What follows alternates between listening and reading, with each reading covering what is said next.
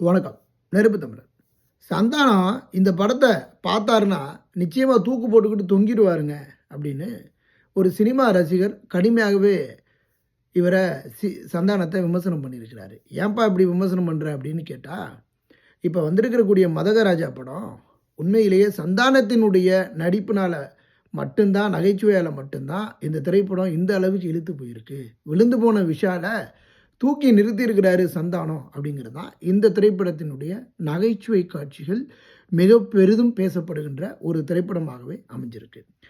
சந்தானத்துக்கு ஒரு நாளைக்கு 25 லட்ச ரூபா வரைக்கும் கொடுத்துருக்குறாங்க. அப்படி இருக்கும்போது நான் இந்த கதாநாயகனாக நடிக்க போகிறேன் அப்படின்னு போய் பல திரைப்படங்கள் தோல்வி அடைஞ்சு, பல திரைப்படங்களுக்கு தானே முதலீடு செஞ்சு, இப்படி தனக்குத்தானே தான் தலையில் மண்ணள்ளி போட்டுக்கிட்டு நாசமாக போய்கிட்டு இருக்கிறாரே சந்தானம். அதனால் சந்தானம் இனிமேல் கதாநாயகனாக நடிக்காமல் நகைச்சுவை நாயகனாக நடிக்கணும்னு கேட்குறாங்க.